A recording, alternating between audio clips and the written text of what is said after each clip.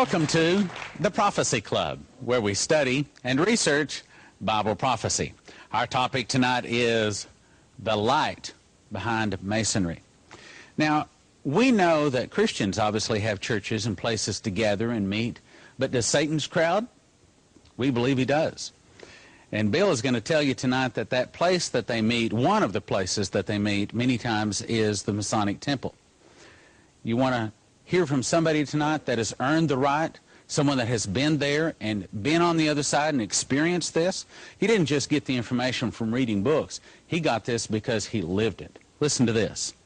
Author of 7 books, Satanic and Voodoo High Priest, second-degree member of the Church of Satan, a New Age guru, and the list is quite long, occultist, channeler, Knight Templar, a member of the Illuminati, a 90th degree Mason. Many of you don't even know you can go above 30th degree, 32nd degree, but he'll tell you you can. He taught astrology, tarot cards, and astral projection. He's earned the right to talk on it. Will you help me welcome Bill Schneblin? Thank you. Well, praise the Lord. It is great to be here tonight. Essentially, we're going to be trying to shed some light on something which is very commonly understood in most communities. You will see the little temples, or in some cases the not so little temples of Masonry in most small towns and in all large cities of America. But yet most people understand that this is a secret society. And what are they keeping secret? And is this something that Christians should be involved in? Well, we're going to try and explore some of that tonight and see if we can't get to the bottom of some of these issues. First of all, let me give you the classical definition of Masonry, because the Masons obviously themselves do have a definition that they give the public for public consumption. And this is basically it. Masonry, we are told, is a system of morality, veil, and allegory. Now, doesn't that help a whole lot? We can just all go home now, you know? We all know everything we need to know about the Masons. Well, that's the way they would like it, unless, of course, you join. But actually, there's a lot more to it than that. Let me give you my definition. I define Masonry as the world's oldest secret fraternal organization, a system of 3 ritual initiations or degrees based on the medieval stonemasons' guilds, guarded by blood oaths and founded on the principles of the fatherhood of God and the brotherhood of man. Masonry symbolism is a blend of Old Testament symbols rooted in the building of King Solomon's temple and ancient mystery religions. Now, you heard in the introduction about all these different degrees and things that I have been through, but in reality, most Masons will tell you that, in fact, there is only classical Blue Lodge Masonry, that is, in fact, the core of all Masonry. Now, Blue Lodge Masonry refers to the first foundational 3 degrees of Masonry: Entered Apprentice, Fellow Craft, and Master Mason. Now, indeed, Masonry has become universal. It's in virtually every country of the world, even now, I believe, in Russia. And just to illustrate this briefly, this is a stamp that someone just gave me from New Caledonia. I'm not entirely sure where New Caledonia is, but it's evidently somewhere where they speak French. And if you look up there, you'll see that it says the 125th anniversary of the presence of Freemasonry in this country. And you'll notice many Masonic symbols on there. The one that I want to draw your attention to, though, here is the square and compasses of Masonry. And, of course, inside of it, though, instead of the usual letter G that we're accustomed to, we have a bright red pentagram. That's going to be very important later.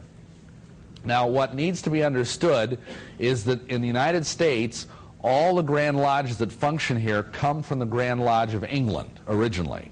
But yet, after the American Revolution, it was determined that each state would have its own autonomous Grand Lodge. So every state is more or less its own jurisdiction. And so here, for example, you would have the Grand Lodge of Indiana. Now, the fundamental structure of Freemasonry is rather complex once you get past those first 3 degrees. You'll see here that you have two basic stair steps once you get past the Blue Lodge, which is down here. This represents the 3 degrees I just showed you.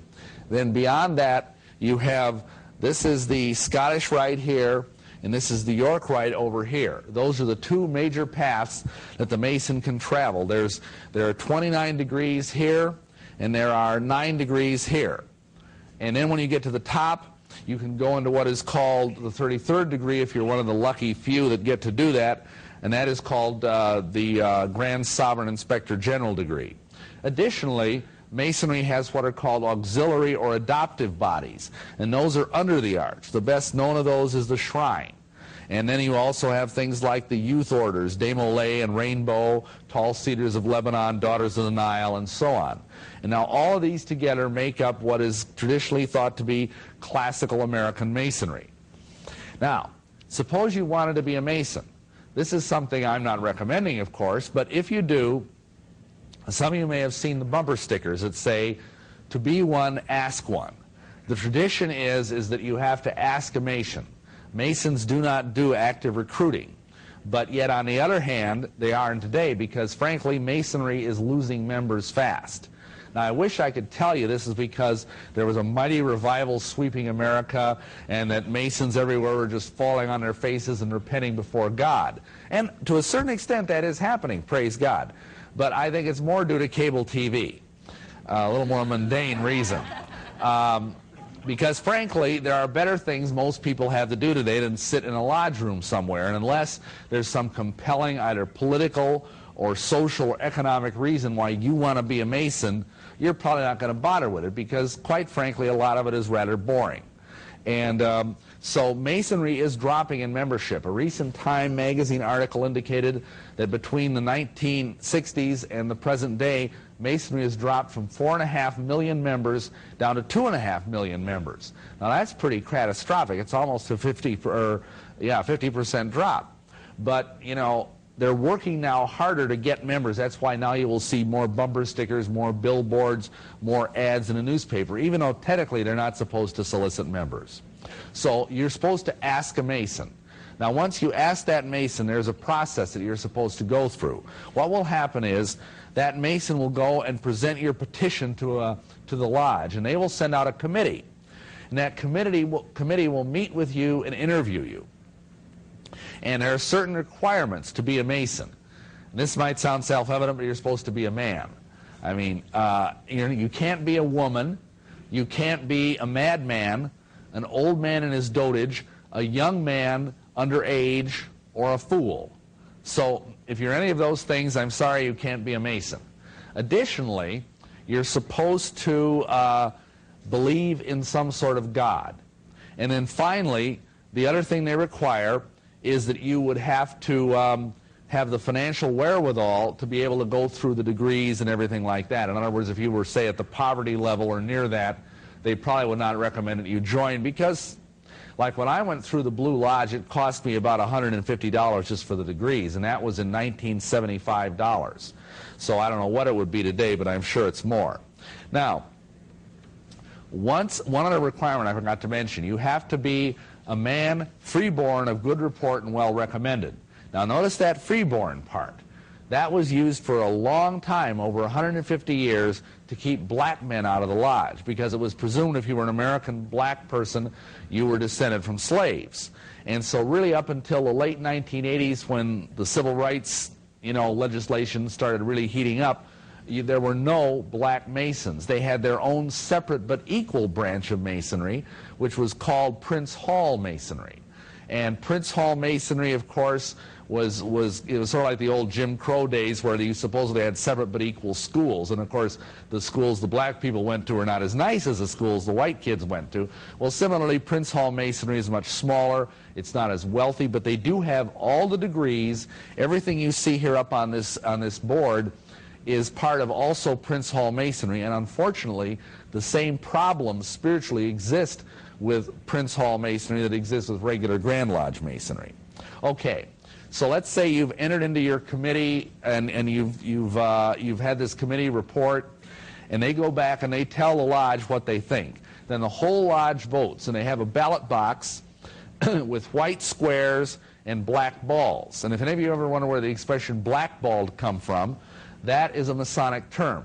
Because if even one black ball ends up in the ballot box, you will not be allowed to join. Because they quote that one Bible verse where it says, "Behold how good it is and how pleasant for brethren to dwell in unity."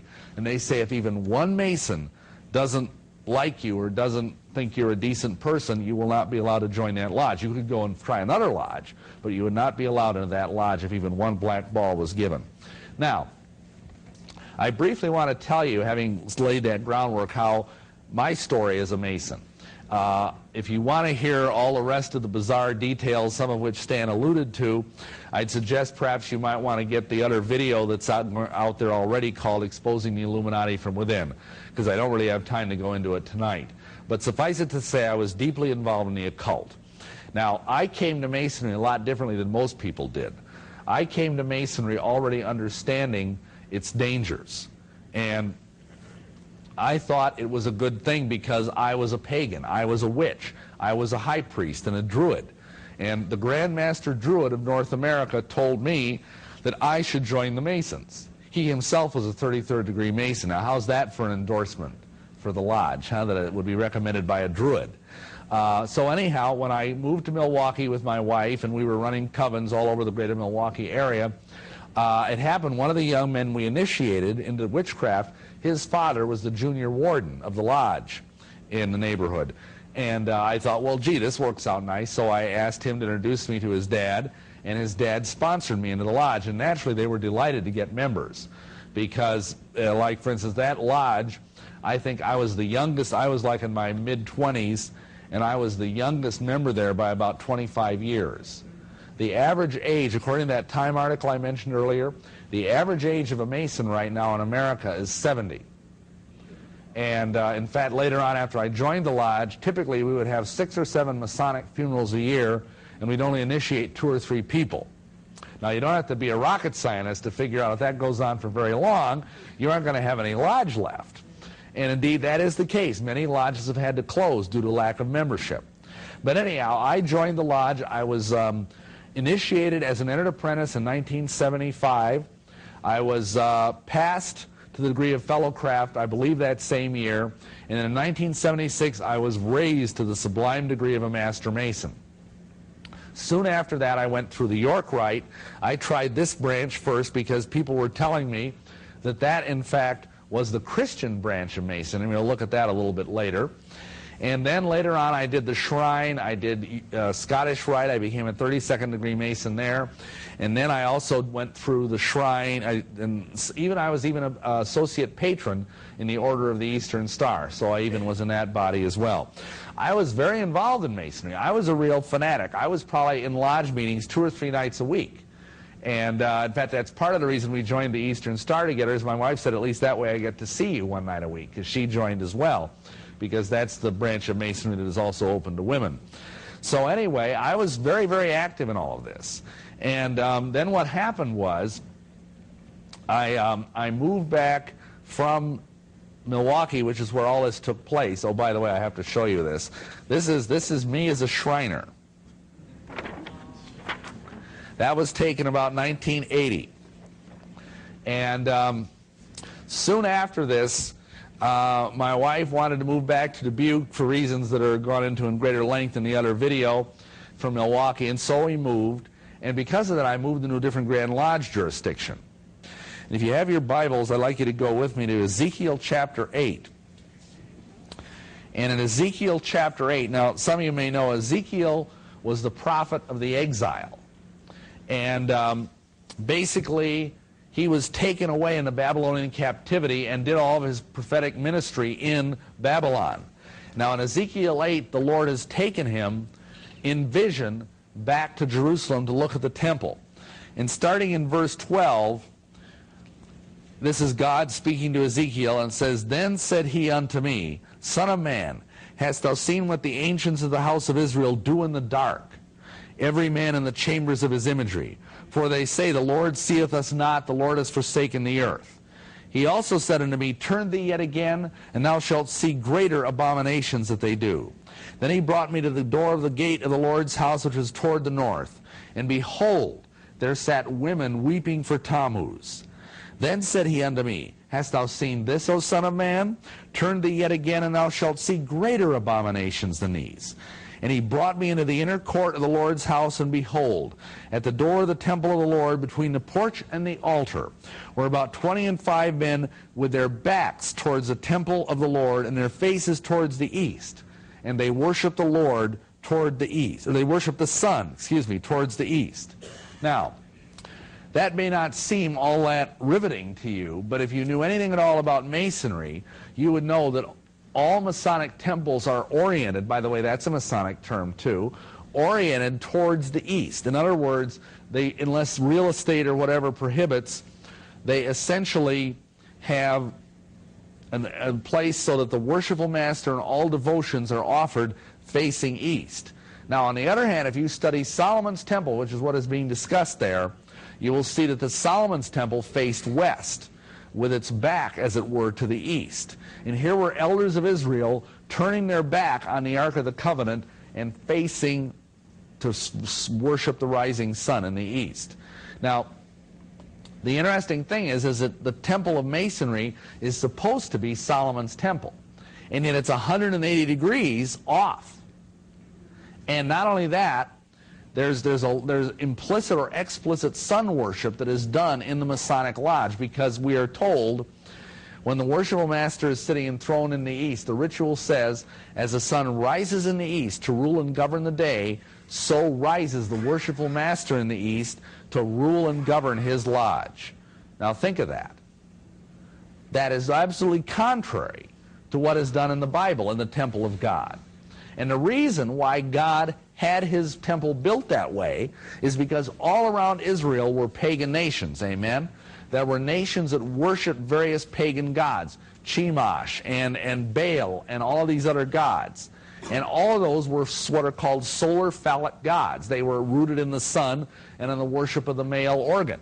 And so God wanted to have something radically different. He wanted his people to have to turn their backs on the sun to worship him. And really that's what God asks of all of us. He asks all of us to turn our backs on the old paganism that we used to be a part of, even if we were just regular old heathens, you know, even if you weren't part of some weird cult like I was. So what happens is that God oriented his temple the other way. And that really smote me in my heart when I read that passage. Now, let's talk about how Masonry got started. Its origins are basically shrouded in the mists of time. Masons claim that their first Mason was in fact Nimrod. Now, you know, if I was a Mason, I would not brag about the first Mason being Nimrod. But as that most people of us understand, he's the person that helped build the Tower of Babel, and it is from Nimrod that basically all false religion stems. Okay, then you'll notice after that we see the Egyptian mysteries of Isis and Osiris. And then we have King Solomon and the building of his temple. And there's a character in there that's going to be very important later called Hiram the widow's son. Then in Greece, we have the rites of Eleusis. Now that was the mystery religion, the predominant mystery religion in the days of Greece. And what a mystery religion is unlike your church, okay? Your church, I'm sure anybody can walk in, right? You know, it's not like they have to have a secret handshake to get into your church, do they? If they do, you better talk to me after, okay? Anyway, on the other hand, if you were in a mystery religion, that would only be open to initiates. The best known modern example of a mystery religion other than Masonry would be Temple Mormonism. Because while anybody can walk into a Mormon church, nobody can walk into the depths of a Mormon temple unless they have a special card called a Temple Recommend. Okay, so that was a mystery religion. It involved a mystery, and you had to go through secret initiatic rites and ordeals in order to be a part of the rites of Eleusis. Then beyond that, there was a group called the Dionysian Artificers. Now, artificer is just a fancy name for builders. And these folks were architects and masons who worshiped the god Dionysus, who is the Roman, or actually the Greek god of wine and orgies. Then we have the Kabbalah, which came around about the 5th century BC. It's Jewish mysticism. And then we have Gnosticism, which is Grecian mysticism. And all of these things all contributed to what today we have in modern-day Masonry. Then during the medieval period, we have a different group that came along around the year 1000 called the Hashishim. And this was the world's first real modern-day cult, relatively speaking, and secret society. And I talk at great length about the Hashishim in my other video. I don't have time really to go into it now. Suffice it to say that the name is both where we get the word hashish and also where we get the word for assassin. If you look carefully, you can see the word assassin in there. Then after that, along came the Knights Templar. Now, the Knights Templar were a Catholic order of knighthood. And they went over to the Holy Land, and of course the Hashishim were over there in the Middle East, and so they kind of swapped initiations and information and all that, and the Knights Templar brought them back to America. About the same time that same information got into the Stonemasons Guild. And that's why today, if you look at the great cathedrals of Europe, you will see that many of those cathedrals have pagan symbols on them, even though they were built by the Roman Catholic Church. And that's because the stonemasons who built those cathedrals were actually concealing Masonic mysteries in all of those gargoyles and caryatids and demons and unicorns and everything that you see all over those cathedrals. Then finally we have the Brothers of the Rosy Cross, also known today as the Rosicrucians. They were the inheritors of the secrets of the rites of the Templars. And what's interesting is the first recorded printed use of the word Mason in the history of the English language involves the Rosicrucians. It's from a poem called Muse's Threnody, which is written by a guy named Anderson. And this is the passage. It says, "For we be brethren of the Rosy Cross, and we have the Mason word and second sight."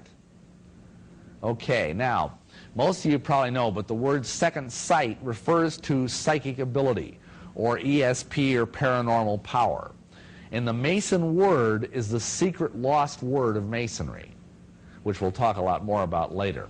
So right up front we see the Masons from the very first are associated with occultism and with the Rosicrucians. And yes, by the way, I was a Rosicrucian. I got up to the 9th degree in the Rosicrucian order. Now let's go to the early modern period. This is what happened. A major watershed event occurred in European history that we call a Protestant Reformation, okay? And because of that Reformation and of the controversy over indulgences, cathedral building ground to a halt. And because of that, all of a sudden, all these stonemasons didn't have nearly as much work to do. It would be sort of like, say, if you had like a Boeing plant or a John Deere plant in your community, it would be shut down and everybody would be laid off, except this was all over Europe. Now, what were these guys going to do? Well, they got a big idea. Let's say we admit non-Masons to our guild as long as they're rich and charge them big bucks, you know, to get into our fraternity. And so we had operative Masons who were genuine stonemasons, but they decided we're going to admit what they called speculative Masons, who were just interested in philosophy and occultism and esotericism. And so that began in the 1600s. About 100 years later, we have an important event in Masonic history. On July 24th, 1717, which oddly enough is on the eve of a great high satanic holiday, they had a meeting in the Apple Tree Tavern of London, England. My, isn't that spiritual? And in this tavern, all the lodges of England got together, and they decided to set up a Grand Lodge of England. And this became what is called the Mother Lodge of all other Masonic lodges. And except for some German lodges and some French lodges, basically all lodges in the world extend from this Mother Lodge in England in 1717. And all the lodges in America, for the most part, are in fact descended from that Grand Lodge.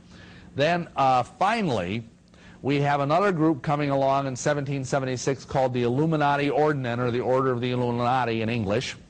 And this group was started for the express purpose of infiltrating Masonry. And basically, because Masons are always looking for light, and we'll talk more about that in a moment, it fit very well to have this illuminous degree come in there. And before the end of the 1700s, it was very hard to tell where Masonry ended and Illuminism began. And notice that date, too. They started in 1776. That's going to be very important later. Then we go into the more immediately modern period.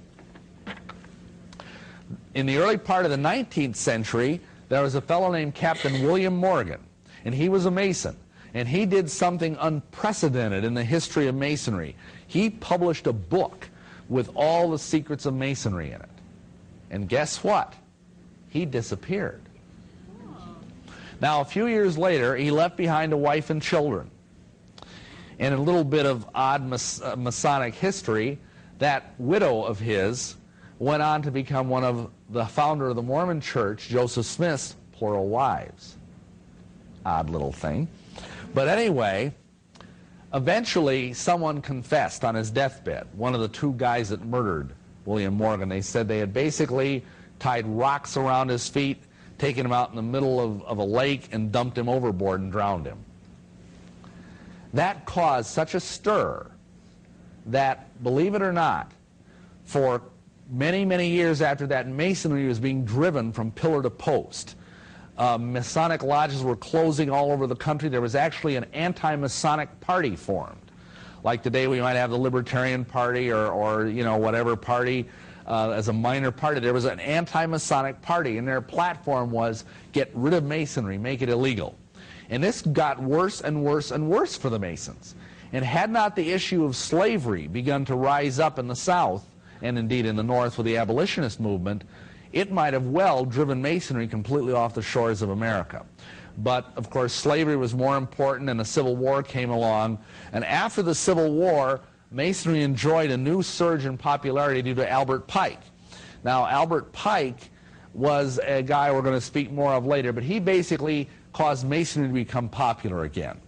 And by the 20th century, Masonry was extremely popular, and virtually anybody who was anybody was, in fact, a Mason, unless they happen to be Catholics. Because, of course, down through the years, Catholics have always been forbidden to be Masons, up until very recently. Okay, that brings us up to the present day. Now, before we go any further, there's a central thing in Masonry that you all have to understand, or else you're going to get confused later, and that is the oaths. Masonry requires its people to swear oaths. Now,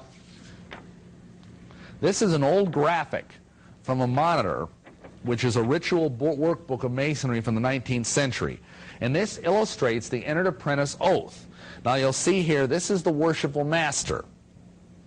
And you can always tell the master of the lodge because he's the guy that gets to wear the hat, okay? Then you have over here, this is the senior deacon who kind of conducts the candidate around. And then you have the candidate. Now you'll notice he's kneeling at an altar. This foot is barefoot, you can't tell, but the other foot has a little sandal on it. He's neither naked nor clothed, barefoot nor shod. He's hoodwinked, and he has a cable tow or rope around his neck. And he's been divested of all metal. And in this condition, he is led to the door of the lodge. Now, what's the problem with these oaths? Well, first of all, there's the whole thing of a pig in the poke. Now, I don't know how many of you have heard that expression, but basically a pig in the poke is when you're asked to buy something and you don't know what it is. Like, say, for example, if I came up to you and I said to you, okay, I got this great car, I want $15,000 for it, but it's locked in the garage and you can't see it. Give me your money. Give me the money and I'll give you the pink slip. Now, how many people would do that? I mean, not very many, you know, unless it was your dad or something who was going to sell you the car. I mean, you'd want to see the car. But yet in Masonry, you are asked to swear an oath and you don't know what that oath is. Now, this master, he comes up to the guy and he says, you're going to swear an oath. It's my pleasant duty to inform you that there is absolutely nothing in this oath that will conflict with your duty to God, your country, your neighbor, or yourself. Having been said this, if you wish to proceed, say I will and repeat after me. Now, first of all, that's a bald-faced lie. There's a lot of stuff in that oath that conflicts with those things. But of course the guy doesn't know it. Now on top of that, this guy is kneeling blindfolded. He doesn't know what's around him. For all he knows, there might be 25 wackos in black robes with daggers waiting to pounce on him or something, because the Masons try and scare the guy. I mean, think kind of like fraternities or initiation ceremonies, you know. They try to get the guy nervous and everything, so he doesn't really know what's going on. So basically he says, okay, I'll go along with it. Now his hands are on the Bible here, you'll notice. They're resting on the Holy Bible, square and compass. And in this position, he gets to take the oath. Now these oaths are doozies, and I'm not going to bore you because the shortest oath takes about 5 minutes to recite. So instead I'll just give you the best part. Okay? These are some examples. Now say, for example, you were taking the entered apprentice oath. The end of that oath, and I'm going to recite this word for word, you say, "All this I most solemnly and sincerely promise and swear, with a firm and steadfast purpose to keep and perform the same, binding myself under no less a penalty than that of having my throat cut across, my tongue torn out by its roots and buried in the sands of the sea, where the tide ebbs and flows twice in 24 hours, should I ever knowingly violate my entered apprentice obligation, so help me God, and keep me steadfast in a due performance of the same." Now, think of that. So help me God. And then the worshipful master says, "In token of your sincerity, kiss the book which is before you, which is the Holy Bible." You've sworn an oath that you'll have your throat cut, your tongue torn out by its roots, and then you swear it by saying, "So help me God," and you kiss the Bible. Now that would stand up in any court of law, wouldn't it? Then the second degree oath. You swear that you will have your heart plucked out of your body and placed on the highest pinnacle of the temple, there to be devoured by the vultures of the air. That's usually fatal, wouldn't you say? Then you have the third degree. The third degree oath, you swear that you would have your body severed in twain, your bowels taken thence and burned to ashes, the ashes scattered to the four winds of heaven, that no more remembrance should be had of so vile a wretch as I should be, to have thus knowingly violated my master mason obligation, so help me God and keep me steadfast, blah, blah, blah. Again, very, very serious. Now, for example, here's an even better one.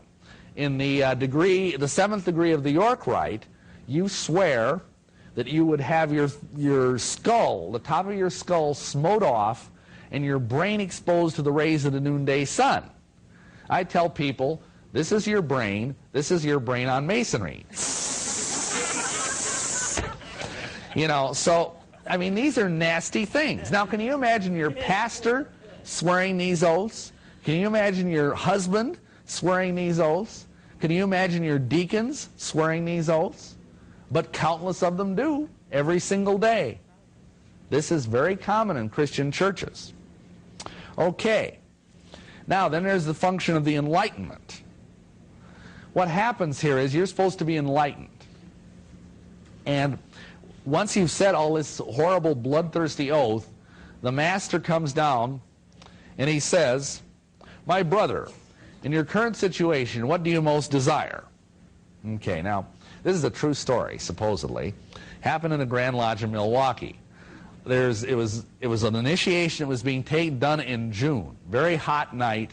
There's this really heavy-set guy, just incredibly overweight.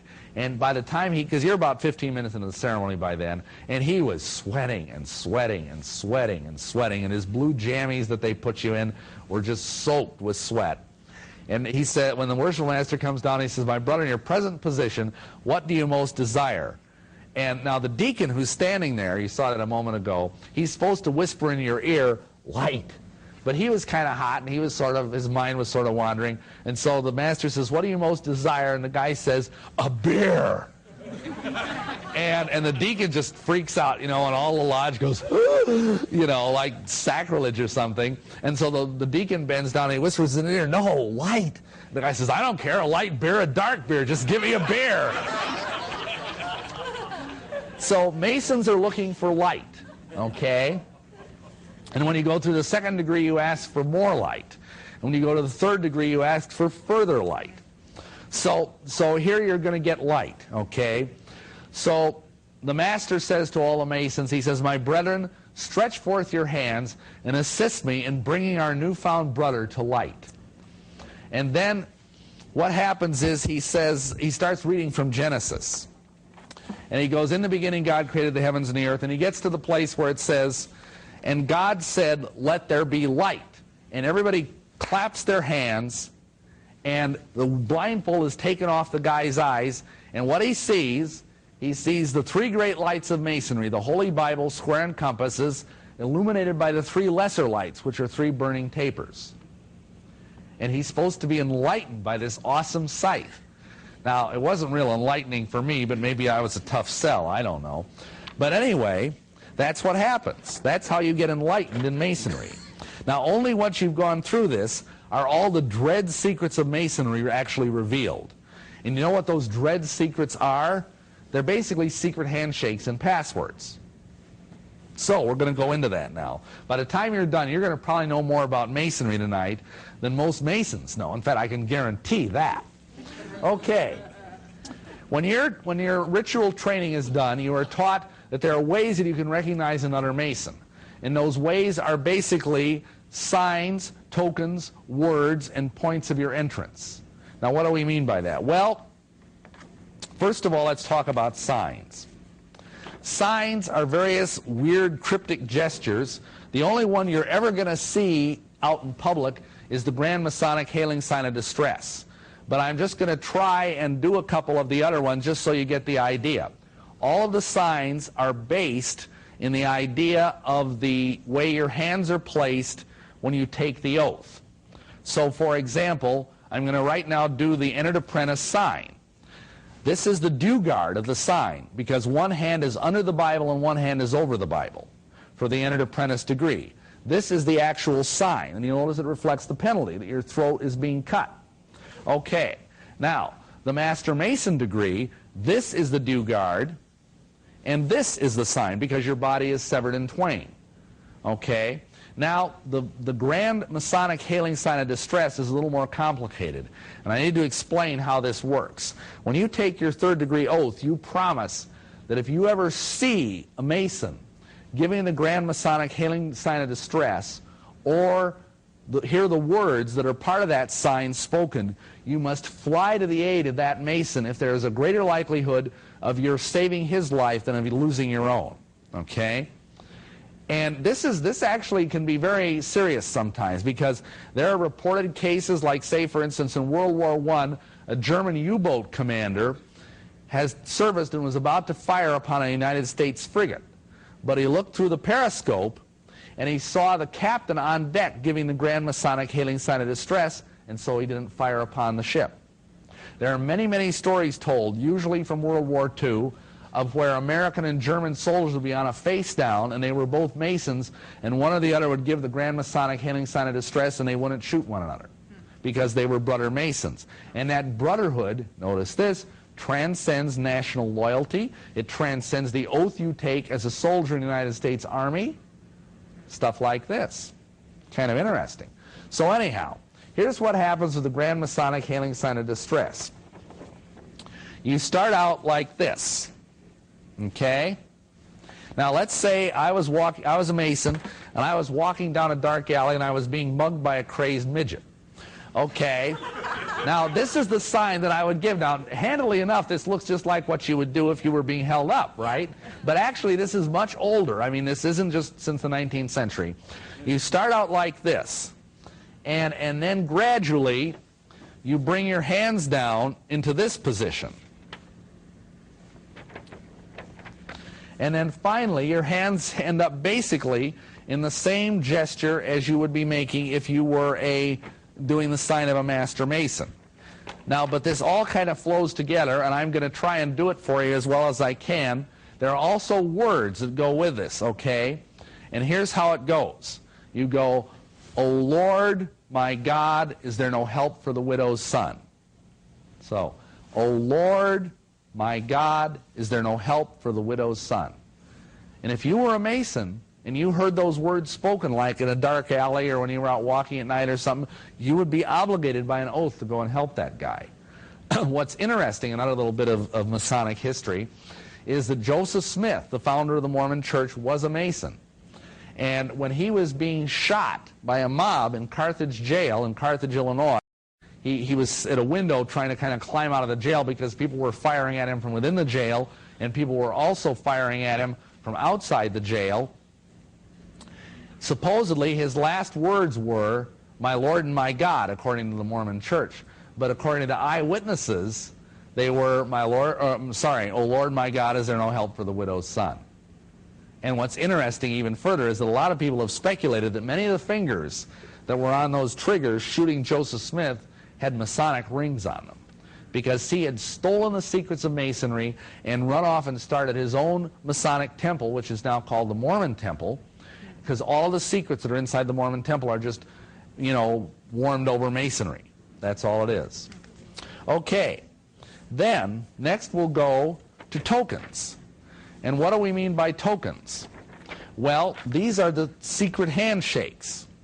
And this is the way Masons may know one another in the dark as well as the light. Now here's an example. This is the pass grip of an entered apprentice. And how you do it is you make a pressure on the first knuckle with your thumb. Then the grip of an entered apprentice, this is first degree, is to have a pressure in the hollow between the two knuckles. Then second degree is pressure on the second knuckle. The grip of second degree is the hollow of the second and third knuckle. The third degree pass grip is the third knuckle. Then we have this. This is the third degree grip, which is called the strong grip of the lion's paw, or the grip of the lion of the tribe of Judah, or a Master Mason grip. And here you'll see it's kind of like, almost like you go like Mr. Spock, and you go like this. And that is the grip by which the Grand Master Hiram Abiff was raised from the dead. So this is the fundamental degree of the fundamental grip, of a Master Mason. Now there are grips for every one of these degrees, but we aren't going to go into all of them because frankly I don't remember all of them and you'd probably be bored silly by the time I was done. But we are going to talk about some of the jewels that Master Masons wear by which they can recognize one another. This is probably the best known symbol of all Masonry, and I'm sure all of you have seen this either on buildings or on bumper stickers or on lapels or whatever. This is the ultimate symbol of the Masonic Lodge, of the Blue Lodge, and you see there the square and the compass. This is the square, this is the compass, and then of course the letter G. Now if you asked a Mason, what does that mean? What's that G stand for? He might say, I can't tell you, it's a secret. Or if he's being very, very forthcoming, he might say, well, it stands for geometry. Or he might even say, it stands for God. However, if you read the books that are in the Mason's library, and every Mason has access to these books, you will find out that this G actually stands for the principle of generativity, which is just a big word for the power of human beings to reproduce themselves. And that makes sense because if you read in those same books, you'll discover that the square and compasses symbolize the male and female reproductive organs. So that's what this actually symbolizes. Isn't that spiritual? Now, I'm going to show you a very secret symbol in Masonry that most of you, if you've seen it, you probably never knew what it meant. This will often be seen on like either cars or a lapel or a tie tack or something like that. This is called the two-ball cane, okay? And it doesn't mean the guys in the golf. I mean, I know some people look at that and they go, it's a golf club. But no, it's a two-ball cane. And it's a joke, it's a pun, because the password of a Master Mason is Tubal-Cain, who is a character out of Genesis 3. He's the first artificer in cunning metalwork, and he's considered to be the very first Mason even before the flood. But let me show you a little trick here. Let's say, for example, you turn this upside down. It gives you a clue to the identity of the real God of Masonry. Okay. Then another thing that's very common, I'm sure some of you have seen these, are the wearing of rings. Masons will often wear rings or other jewelry to let other Masons know that they are in fact Masons. There's not a lot more I can say about that, but those are some typical Masonic rings. Now this is a symbol which is out of the York Rite 4th degree. Now, I apologize for how weird this symbol looks. I tried to take, Stan was talking about how hard it is, spiritual warfare, putting together one of these talks. I had to take 5 or 6 pictures of this to get one that looked this good. And it doesn't look good at all, I know, but I apologize for that. This is the sign of the Mark Master degree. And you'll notice, well, you won't notice because you can't see it, but around this circle here are letters. HTKS, STKS. And I get all these letters from people writing me and saying, what does this mean? What does this mean? Well, here's the big secret. This is the stamp of Hiram Abiff, okay, this circle that you see in the center of this odd-shaped thing. And it says, those stand for Hiram the widow's son sent to King Solomon. So that's what those words, those letters mean, those initials. Now you'll notice it has an odd shape. And that's because this is a stone which the builders rejected that becomes the headstone of the corner. Again, another place where they take the glory away from Jesus and apply it to Hiram Abiff. But what the story behind this is supposedly after Hiram Abiff was killed, and we'll get into why he was killed later, they found this stone laying in the rubble of the temple when it was about to be completed. And they looked at it and they said, this stone isn't true. By that they mean the angles are wrong. It's not right angles. And they said, this stone is worthless, and they threw it away. The stone which the builders rejected, blah, blah, blah. Okay. So later on they finish the temple, and they're putting the arch up. And they look and they say, there's no stone to hold the arch together. And then they remembered, that stone. And so they go and they get it, and it becomes the headstone of the corner. And that's the whole point behind the Mark Master degree. Okay. Now this is another part of the York Rite which you'll see. This is the commandery. The Knight Templar commandery. And you'll notice the motto there is in hoc signo vinces. That's Latin. It means in this sign conquer. And basically the idea behind that is that supposedly Constantine, who was the first pope, he gets up there and he's fighting this battle at one point. He's not a Christian at this time, and he's losing the battle. He's the emperor of Rome. And supposedly this sign appears in the heavens of a cross. And underneath it are the words in hoc signo vinces, and this sign conquer. And so he went and painted crosses on all of his soldiers' shields, and then they won the battle. And then Constantine supposedly converted to Christianity. There's a lot more to that, but basically if you study the archaeology behind this, you will find that the cross that was painted was not the cross of Christianity. It was an Egyptian cross or an ankh. But that is the story behind that. Now this is supposedly the Christian degree of Masonry, but as we'll find out later, it's about as Christian as nothing. Now this is the Scottish Rite symbol. This is a symbol of the 32nd degree of the Scottish Rite, which is the other branch of Masonry. And you'll notice the motto there, spes mea in Deus est. That means, my hope is in God. That sounds very pious, doesn't it? But you'll notice this strange eagle. He's got two heads. You don't know whether he's coming or going. And you'll notice this little top knot up here. Notice those little top knots on the two eagles. Those are going to be very important later, so don't forget those. Okay? Then another one we're going to look at. This is a symbol of the mystic shrine. And you'll notice here several important things. First of all, this is the scimitar, or the distinctive sword of Islam. Now the scimitar is a very sharp blade that's basically used to behead infidels. You see, Muslims had a very unique way of soul winning. They'd come up to someone and they would say, I want you to become a Muslim. Will you submit to Allah? And if you said no, they'd cut your head off. They got a lot of converts that way. Today, instead of using scimitars, they tend to blow people up a lot. But it's the same idea. It's called jihad, holy war. And if you die in the service of Allah, you will go straight to paradise. Now the moon is because Allah is a moon god. How many of you knew that?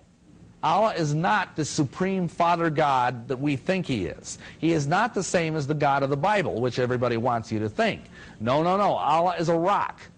Allah is a rock and is a moon god. And of course this is the star of the goddess. So you have the moon god and the star goddess. What could be simpler? Now you'll see more quickly here, or more readily, the rest of the symbol on this one. This is the infamous fez, which is the sign of a Shriner. And you notice here, you can see a little better that this is actually a little Egyptian head, like of an Egyptian king, and that's supposed to be the pagan god Osiris. And of course, if you know your Bible, you'll understand how well God feels about the Egyptians. Egypt in the Bible, the Old Testament, is a symbol of carnality and depravity. Now, this is a symbol of the Eastern Star. And you'll notice that it is above other things, and we're going to look at this a lot more closely later, but for now, I'll just point out that it looks very much like a pentagram, which is a symbol of witchcraft, and it's turned upside down, meaning the one point is pointed downward, and that is uniquely a symbol of Satanism. It's a symbol which is used to cause the kingdom of Satan to be manifest in this world today. Okay, we talked about signs, tokens, now we're going to talk about words.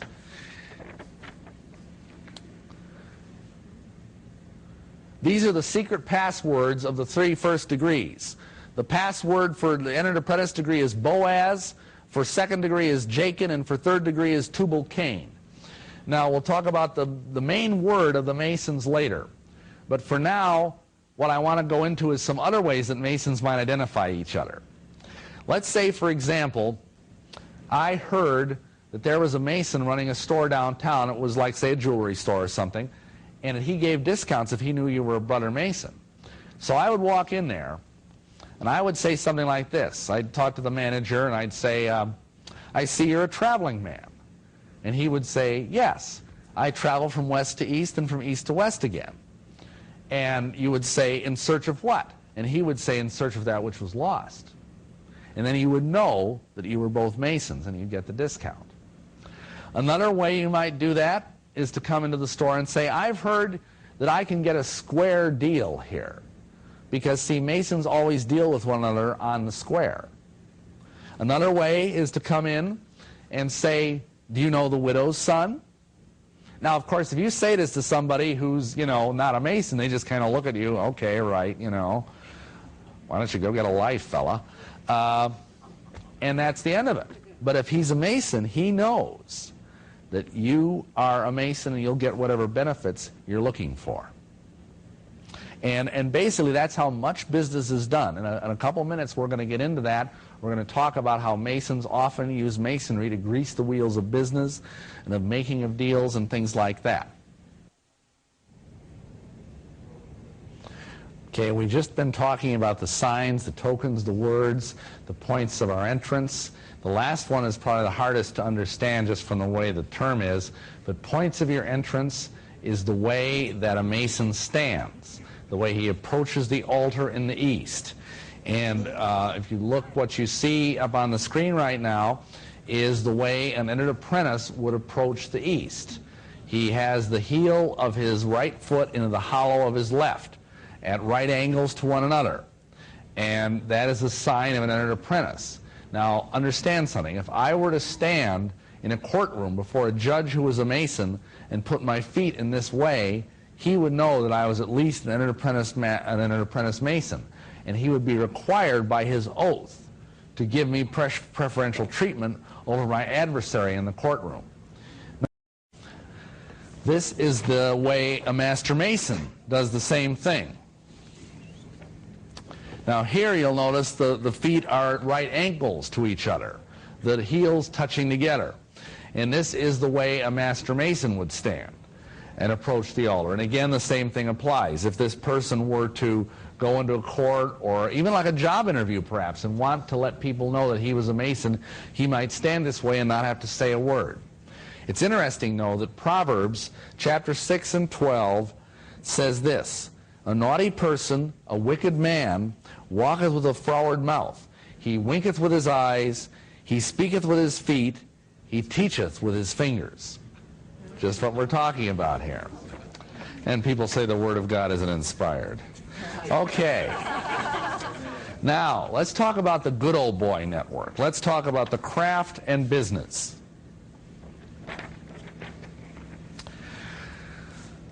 Masonry has been around a long time, and it has been used as a way to get ahead in business for a long time. Masonry began with the stonemason guild, and it may surprise you to learn that it was just like, for example, say the carpenters union that we have today, or the plumbers union, or even the stonemasons union, except for one difference. Back in the Middle Ages, nobody could read. So, for example, if you showed up on a job site and the foreman said, "Are you a Master Mason?" and you whipped out your card and showed it to him, he couldn't read it. That's a problem.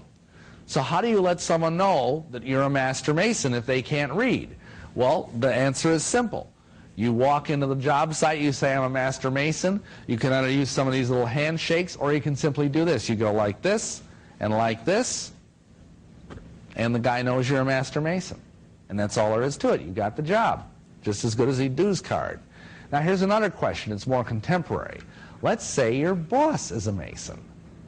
Let's say that you're up for a promotion, and the guy that's competing with you for that promotion is a Freemason. Who do you think is going to get that job? I'll give you a clue. It ain't going to be you. Another thing that Masons do is they use the lodge to network.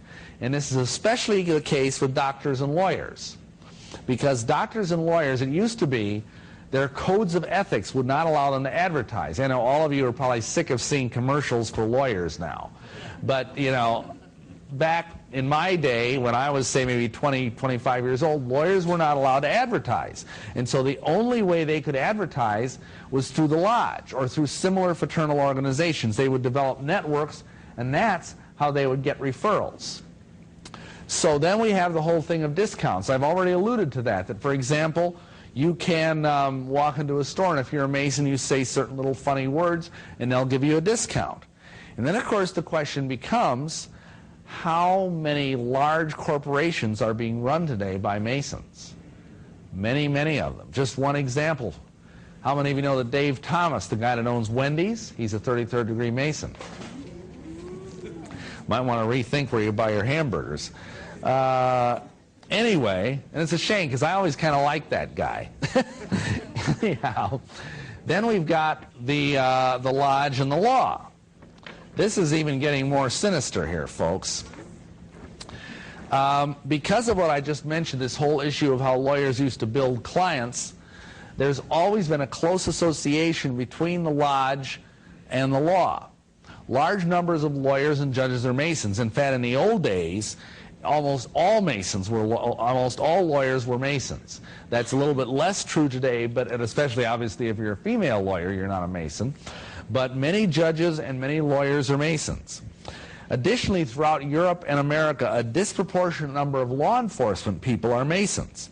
In London, it was essentially required that one be a Mason to advance in Scotland Yard or the Metropolitan Police. Untold hundreds of sheriffs in this country and police chiefs are Masons. J. Edgar Hoover, for example, was a 33rd degree Mason. This left a solid Masonic stamp on the FBI, which persists to this day. Now, all of this sounds only vaguely disturbing, but for one thing, and that is the content of the oaths that are given in Masonry.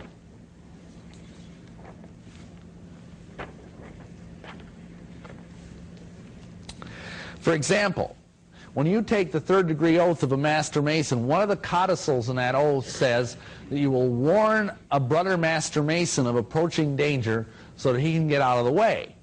Now let's say you're in the prosecuting attorney's office, or let's say you're a police officer, and you learn that a brother Master Mason is going to have a warrant served on him for his arrest. You're obligated by an oath to go and warn that Mason so he can skip town before he's thrown in the clink. Another thing is that you will notice in the third degree oath that you swear that you will keep the secrets of a Master Mason inviolate within your heart, murder and treason excepted.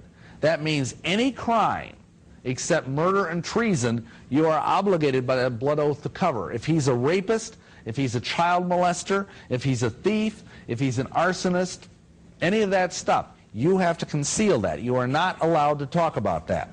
And that's true even if you're an officer of the court. Now it gets even worse. Let's say you're a 7th degree Royal Archmason in New York Rite. Then the oath is that you have to keep the secrets of a Royal Arch companion inviolate within your heart, murder and treason not accepted. In other words, you've got to keep everything secret. That guy could be an axe murderer. He could be a traitor to the United States like the esteemed Mason Benedict Arnold was. And the Masons would not be able to reveal that. This is pretty serious stuff. Now, let me give you a couple of examples of this. In many communities, especially in the South, try to bring a case against a Mason. You will not get very far, even in the so-called Bible Belt. True story, the boys and the juvenile court judge. There was a juvenile court judge in the Pacific Northwest who had a predilection for little boys. And basically, he presided over a lot of these juvenile delinquent type hearings, and many times, if he liked the boy would get off in exchange for meeting with the judge in chambers and exchanging certain favors, shall we say. Well, this fellow, they kept trying to bust him, and because he was surrounded by Masons, both in the courts and in the law enforcement, they would always cover up for him. Finally, one of the boys went and tattled to the newspaper, and fortunately, the fellow who was the reporter was not a Mason. The story got out. The fellow apparently killed himself, but broken rocks were found in his pocket. Talk more about those broken rocks later. Another true story. There was a financial scam artist in London, and basically he was bilking all sorts of people out of money. And there was a Scotland Yard officer who was trying to nail this guy, and they couldn't get him, and they couldn't get him because the Masons in the yard and the Masons that were surrounding him were protecting him. Finally, the guy did manage to find enough evidence to convict the fellow, but guess what happened to the Scotland Yard official? He was almost busted the meter maid. And they kept giving him the worst possible assignments, and finally the fellow actually had to resign. Then there's the case of the woman who was married to a Shriner. It was his second marriage. He was considerably older than she. She was a young, attractive woman. And he was a member of a very elite shrine organization called the Jesters. If you know anybody who's a jester, be afraid. These are very creepy people. And what would happen in this particular woman's case, and I know it's not isolated because of some of the documents I have seen, every Friday night they would have poker. And he would tie his wife up on the bed, and all the other jesters would rape her. And there was nothing she could do about it. She went to the local police chief, and he was a Shriner. She went to the district attorney, and he was a Shriner. And finally, she was about to go higher than that, and a psychiatrist came to her and said, if you say one more word, we're going to have you locked up as a paranoid delusional because I'm also a Mason. And you'll be locked up forever on my signature, and you'll never get out. She ended up having to flee the state. These are examples of how Masons can cause a miscarriage of justice. But here is probably the most celebrated example of this in the history of the West. Jack the Ripper, a Freemason? The answer to that question is yes, one way or another. Let me explain. For those of you that may not know, Jack the Ripper is probably the Western world's first known serial killer. He murdered 8 prostitutes in Whitechapel district of London in the year 1888, and he had the whole city of London terrified. This was Victorian England, mind you, and nothing like this had ever happened in the history of England that anybody knew of. And here's what happened. They mounted a huge investigation. The man in charge of the investigation was Police Commissioner Warren, who was a Freemason. At that time, the Prime Minister of England, as is often the case, was a Freemason. The heir presumptive to the throne of England, the Duke of Clarence, was also a Mason.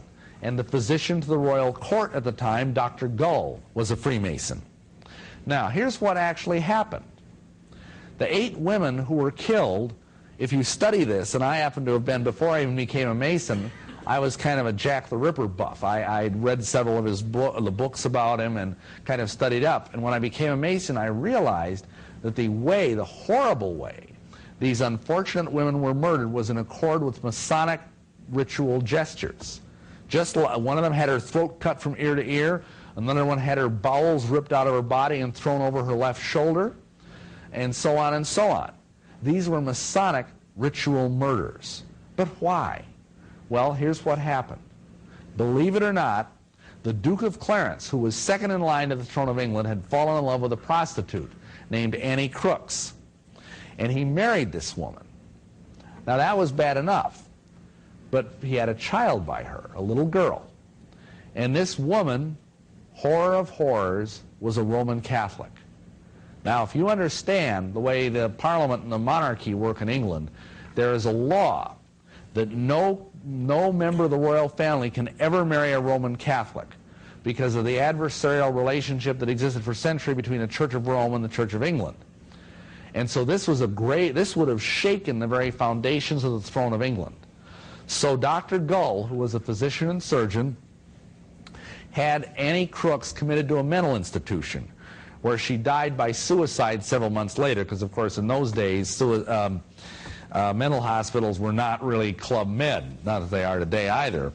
The little girl, who was 2 or 3 at most, was placed in a Catholic orphanage.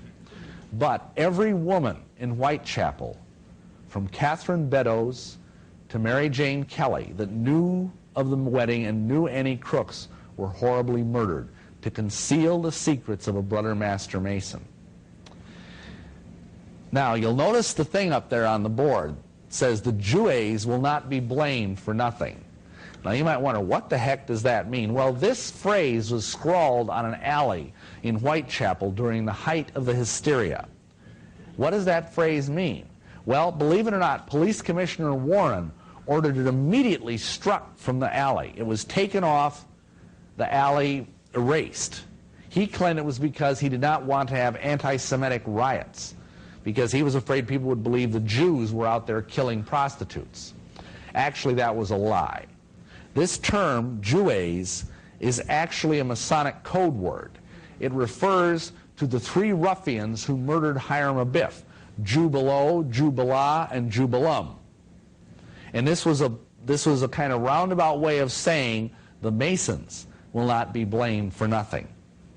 Now, if you want any further proof of this, I would direct your attention to what Jack the Ripper originally called himself, because he wrote letters describing his atrocities. And obviously, whether it was Dr. Gull or whether it was an accomplice who worked with Dr. Gull, we don't know. But we do know this: many people have remarked that the killings themselves were obviously done by someone who was a surgeon. The cuts were done very, very carefully and with an extremely profound knowledge of human anatomy. Anyway, the first time, before Jack was called Saucy Jack or Jack the Ripper, the first nickname he gave himself was Leather Apron. Now, every Mason, when they are made a Master Mason, is given a white lambskin or leather apron. That is the badge of a Mason. Now, this illustrates how Masonry can be used, and is often used, to conceal crimes, even for a century. Now, let's move on. We'll talk now about the craft and politics, everybody's favorite subject.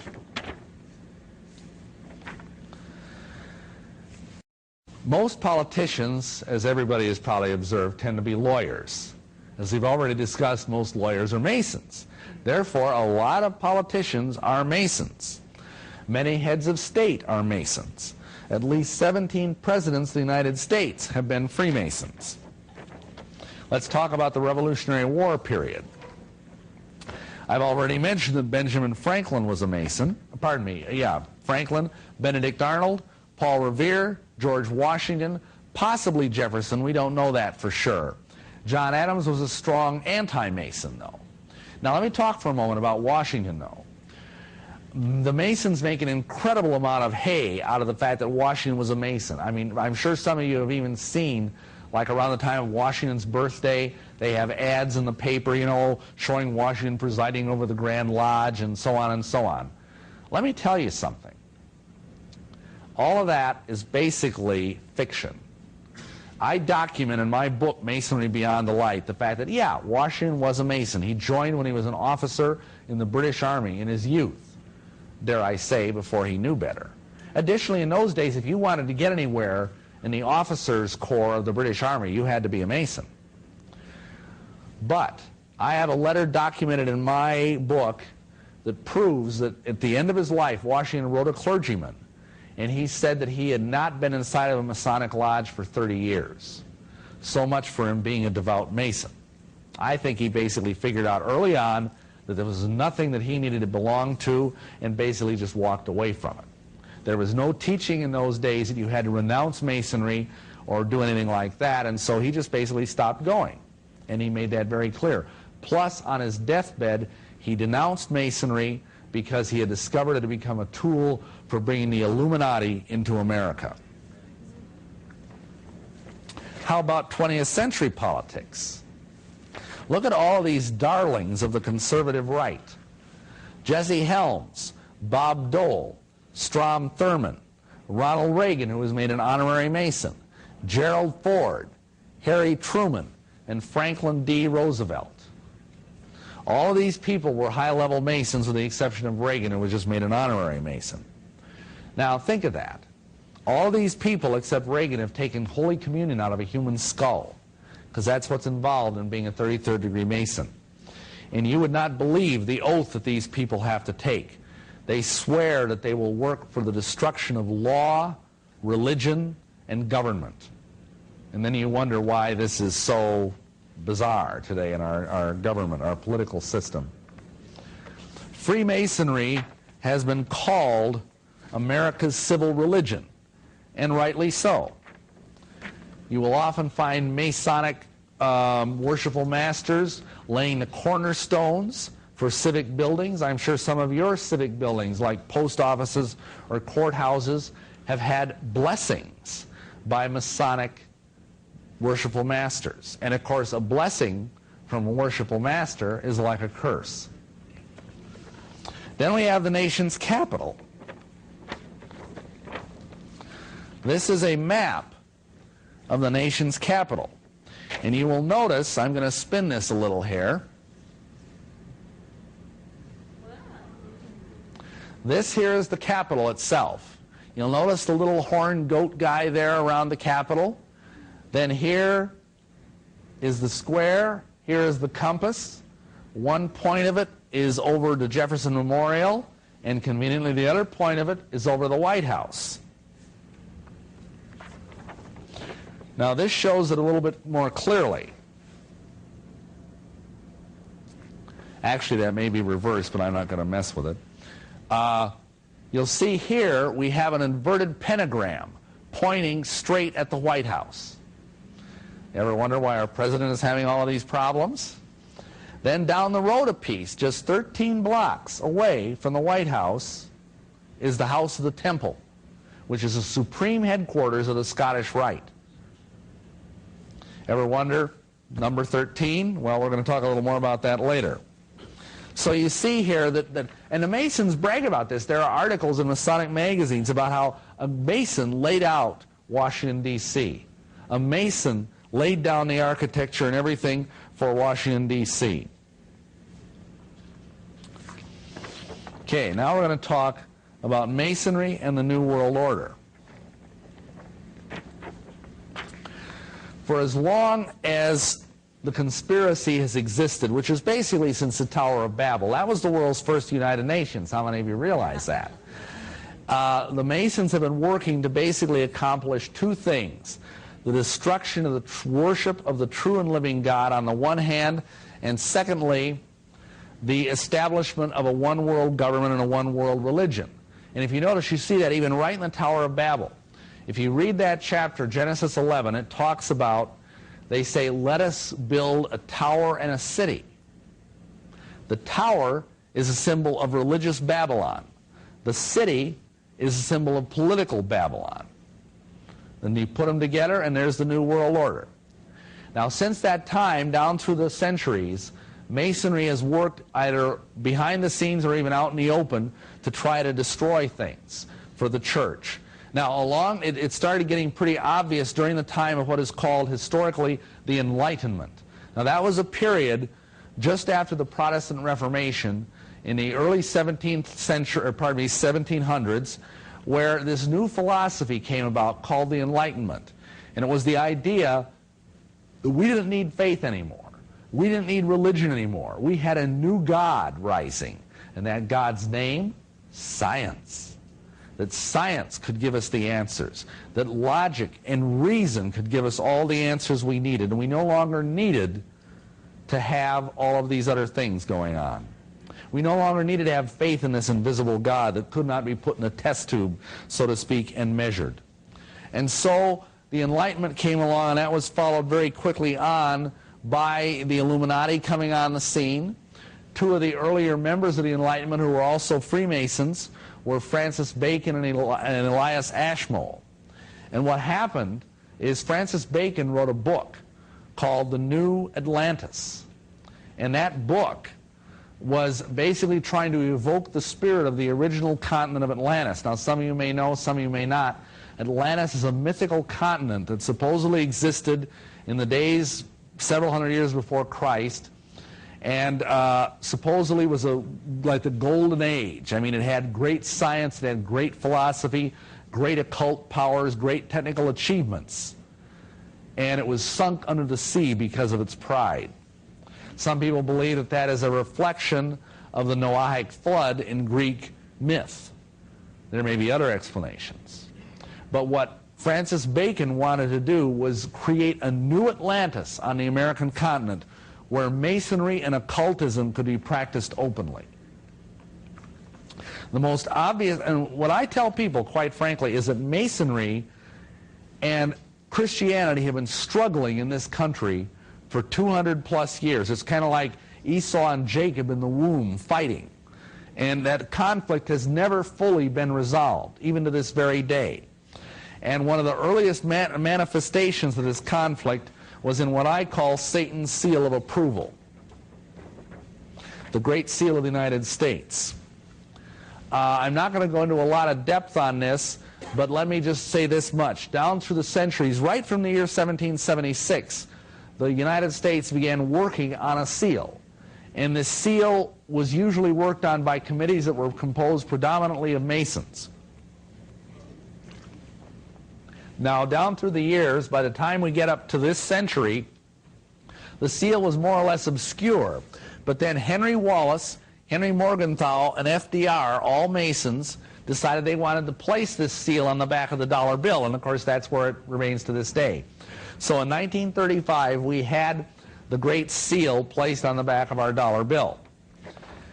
Scottish Rite magazine brags about the number of Masonic attributions that are on the Great Seal's obverse. Now, by obverse, I mean the front of the seal. And you'll see there, for example, all of the numbers 13. That's a Masonic number, by the way. The number is 32, and we're going to actually get into this now. I'm going to put up a thing of the seal on the board.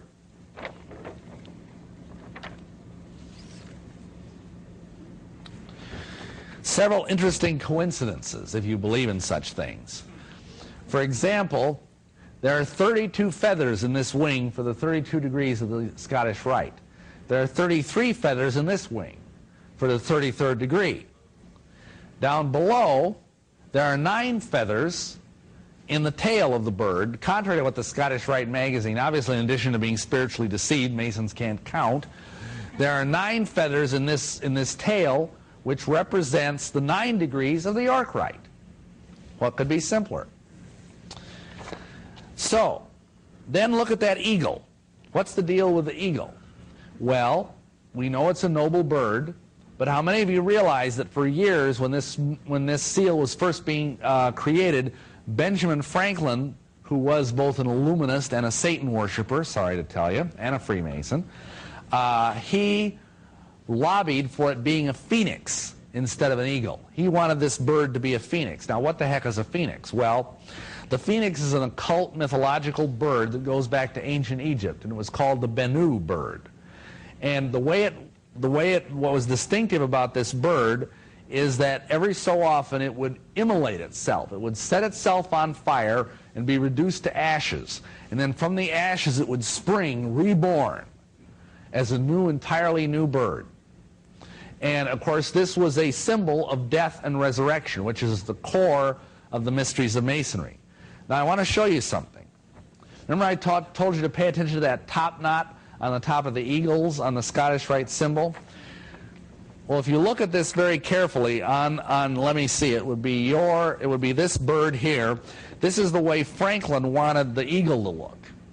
Now, this is the way the eagle actually looks. You'll notice that this eagle has a little top knot that is not really characteristic of the normal bird. Now, what I'm going to show you next is an Egyptian hieroglyph of the phoenix in human form. Notice what he's got on his head, a little top knot. This is again another indication of the occult level to which the seal sinks in terms of its symbolism.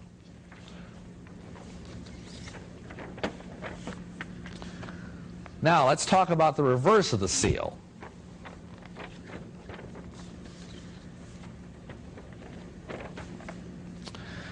First of all, if you look at the ranks of the pyramid on the seal, they relate to the satanic hierarchy. The unfinished pyramid in both architecture and in geometry is called a frustrum. And one side of that pyramid would be called a trapezoid.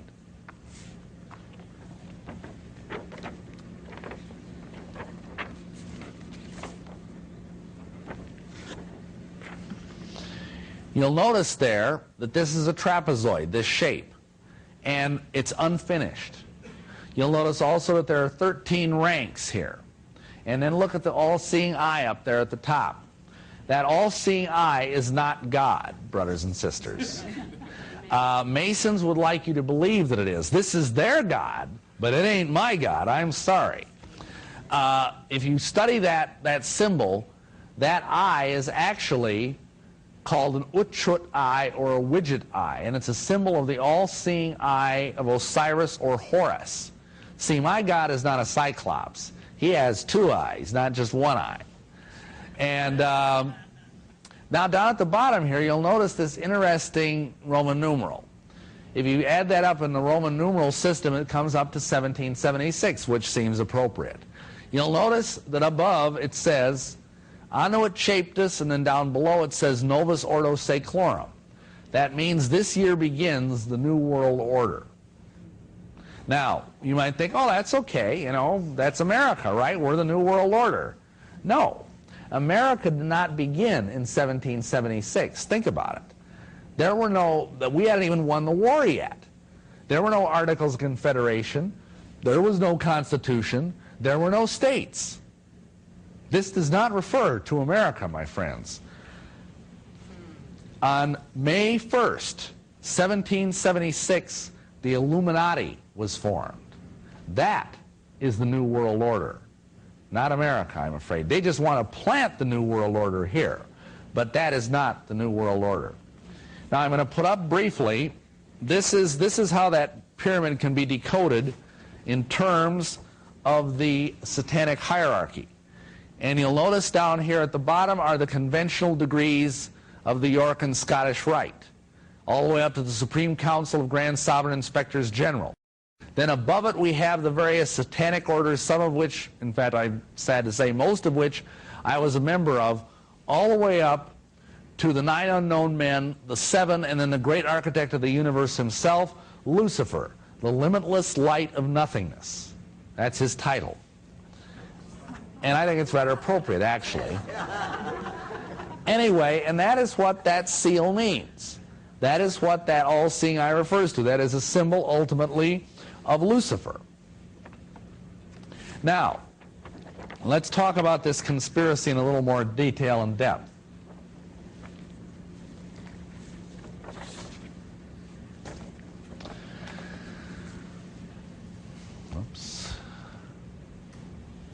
Basically, all of you, or at least I would think some of you, have heard of a document, an historical document called the Protocols of the Learned Elders of Zion. Now, that document was used by a lot of people, including Hitler, to blame the Jews for virtually everything that was wrong in the conspiracy, that they were causing all the troubles that were in the world. Unfortunately, they got the wrong elders and they got the wrong Zion. The actual thing that we're talking about here is the Priory of Zion. And notice how it's spelled up there. It's not spelled with a Z the way the Bible spells it, at least the way the King James Bible spells it. It's spelled with an S, the way the Catholic Bible spells it. And that's for a reason. The Priory of Zion is a fairly secret, until maybe the last 10 years or so, high-level Masonic Rosicrucian type body. And the Priory of Zion believes that it is the keeper of the Holy Grail. This group believes that it has the bloodline of Jesus Christ, that Jesus had children by Mary Magdalene, and that down through the centuries it has guarded that bloodline. And that many of the, like, for example, the Merovingian kings and some of the other kings down through the century, right up today, and of course you may know this, that Prince Charles and Queen Elizabeth claim to be descended all the way back to King David. They believe they have this royal bloodline. And this group is planning on trying to destroy biblical Christianity by the year 2000.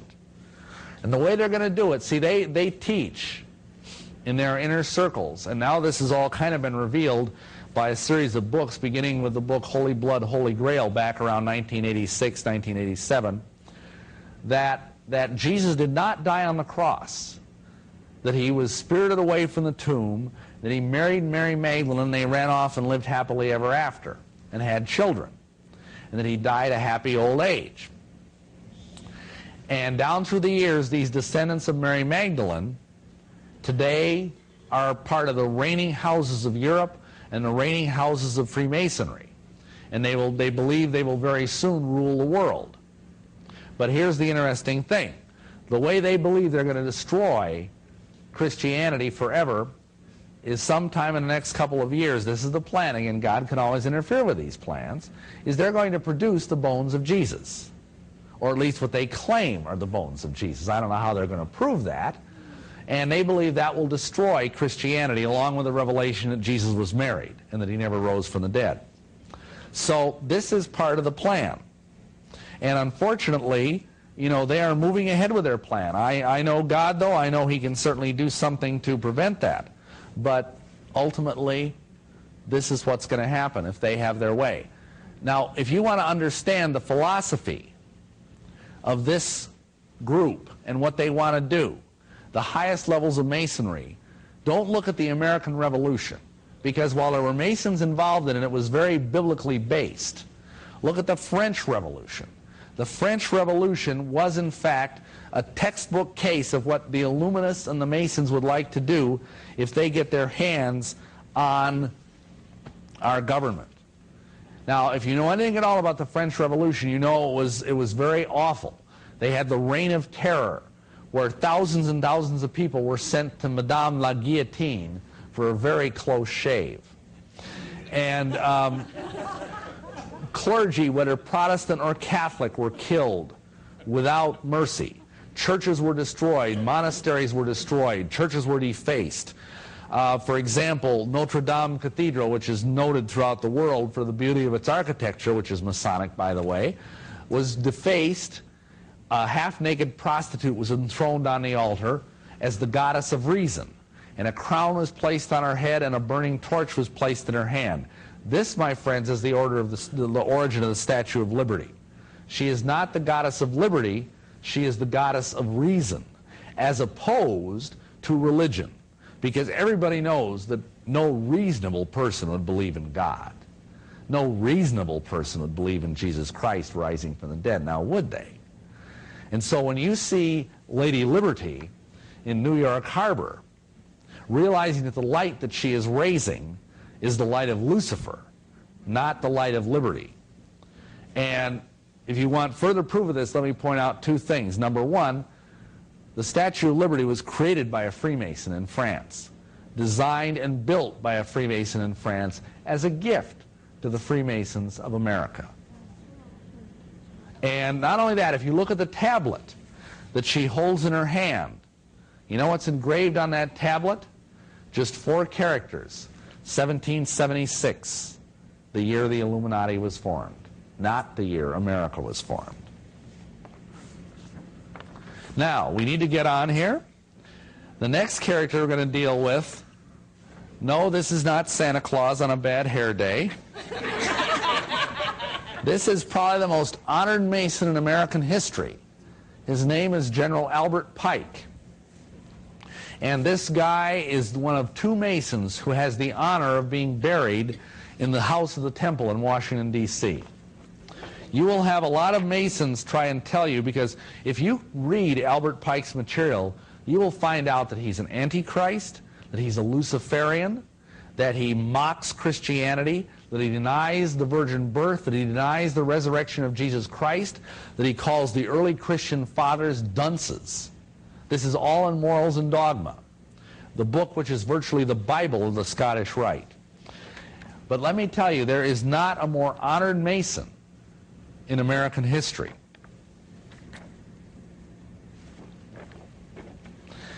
Albert Pike was a Confederate general who, by the way, was noted for his atrocities, both against Union troops and against Native Americans. He did things that were horrible to those people he captured. Basically, they called him a fiend.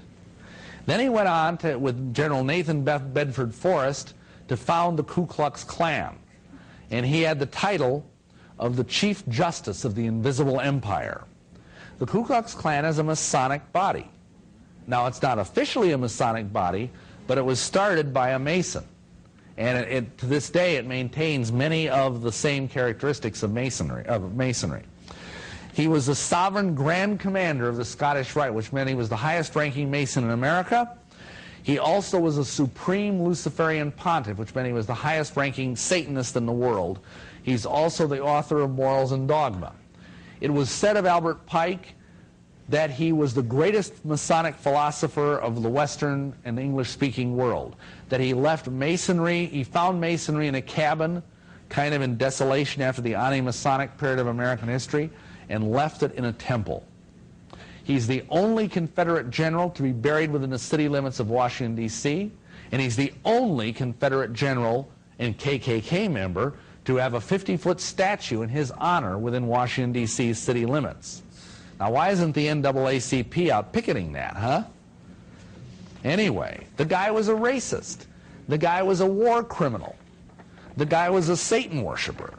And this is the most honored Mason in American history. Once Pike opened the door, a veritable stream of occultists began to get into Masonry. Arthur Edward Waite, 33rd degree.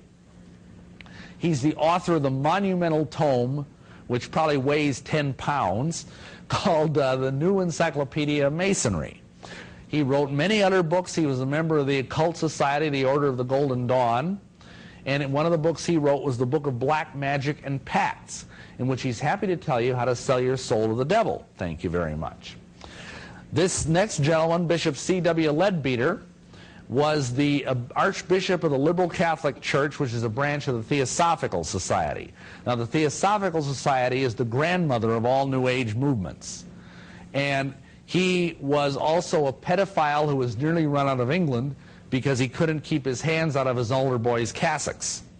Then we have Aleister Crowley, who probably doesn't need any introduction, but I'm going to say a couple of things about him anyway. Aleister Crowley bragged that he was the great beast, 666. When he was 18 years of old, he crucified a toad upside down after baptizing it as Jesus Christ. He basically was described by the world's press as the wickedest man alive. He bragged about doing 150 child sacrifices a year, and he was a bisexual and a devil worshiper.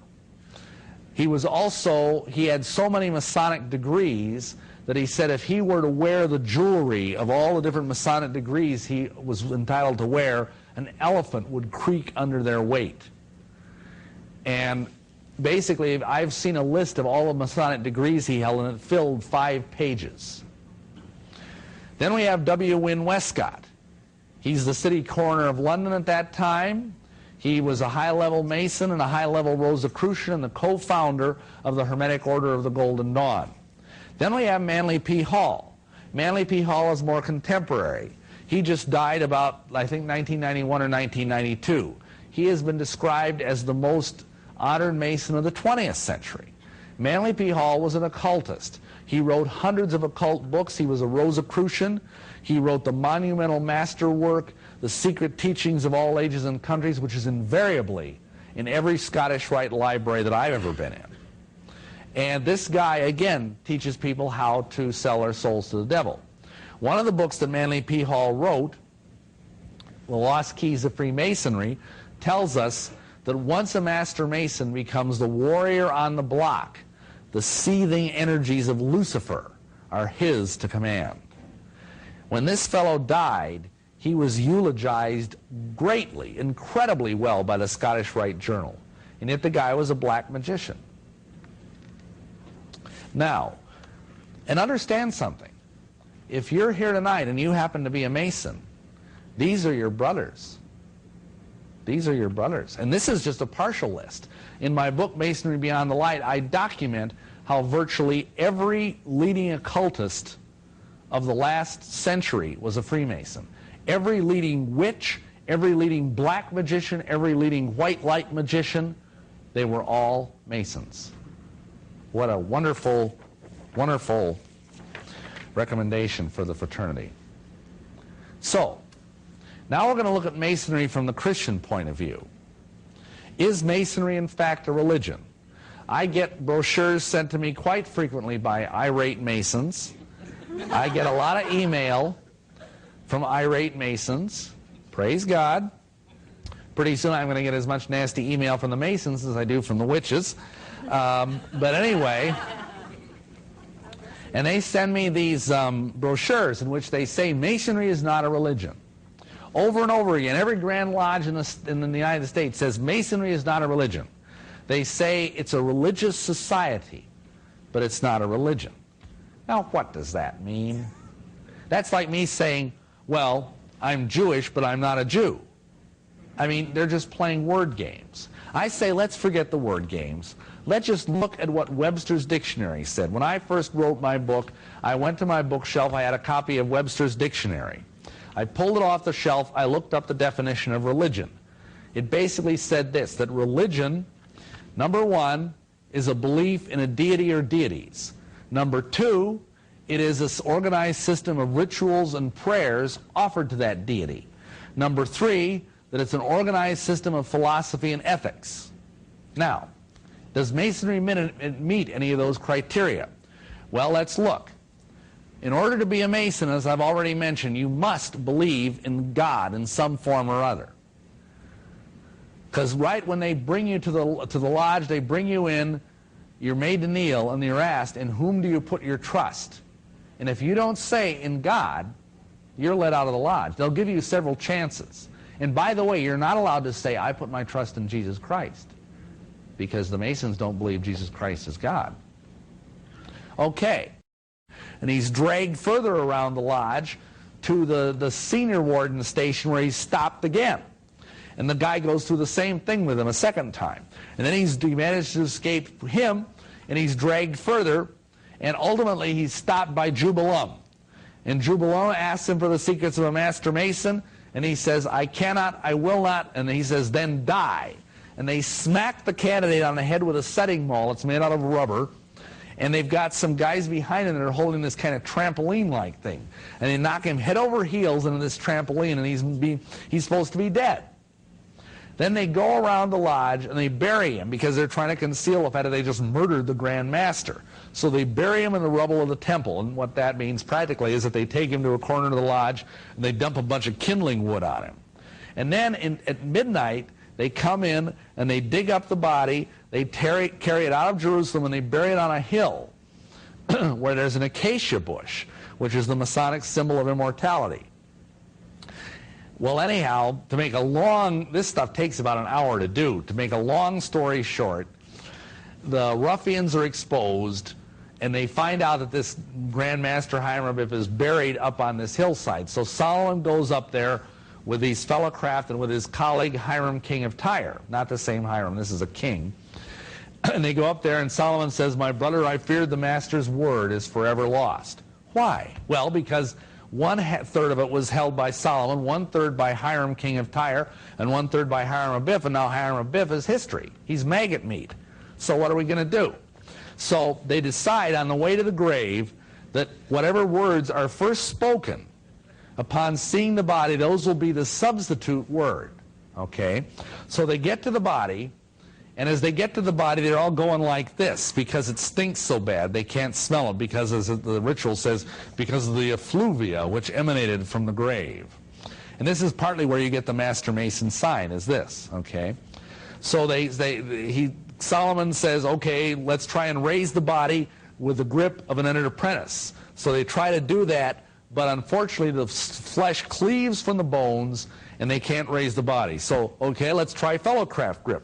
So they use the fellowcraft grip, and again, the flesh falls off the bones, and they can't move the body because the body is so corrupt. So Solomon says, brothers, let's pray. And so they say a prayer, and he says, I will now endeavor to raise the body by the strong grip of the lion's paw, the Master Mason grip. So he brings the guy up. Now, this is the candidate. He's been laying there all this time. They raise him up from the grave and pull him into the 5 points of fellowship, which is basically foot to foot, knee to knee, breast to breast, hand to back and mouth to ear, and then he whispers the secret new word of the master mason in the guy's ear. And that secret word is Mahabone. Are you all just awestruck with the wonderfulness and beauty of it? The translation will astonish you even more. You know what that means in Hebrew? Most Masons don't even know what the word means. It means in Hebrew, roughly, what? The builder? Because that's what they said when they got to the grave.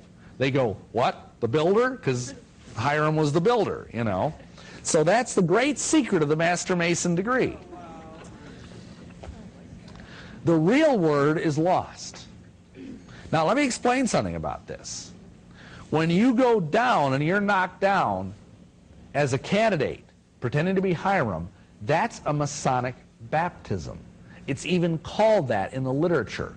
Just like when you are baptized in water as a Christian, you die in Christ and then what? You're raised in Christ out of the water. Well, there's no water here, but you die in Hiram and then you're raised in Hiram.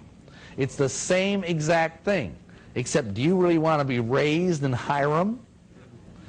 You won't after you see this next slide. Who is Hiram, really? Well, Hiram is just a front for the slain and risen God of all the different pagan mythologies. And the Masons will tell you this if you read their books. Let's take the most famous slain and risen God of all, Osiris, the god of the dead in ancient Egypt. Okay. Hiram is a widow's son.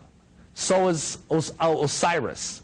His mother is also his lover, Isis, just like Nimrod. Nimrod also is a slain and risen God who married his own mother. Isn't that spiritual, though? Anyway, Hiram is slain by a ruffian. Osiris is killed by his brother Set. Hiram is buried 3 times, once in the rubble of the temple, once on the hillside underneath the acacia tree, and finally in a splendiferous monument that we'll talk about in a minute.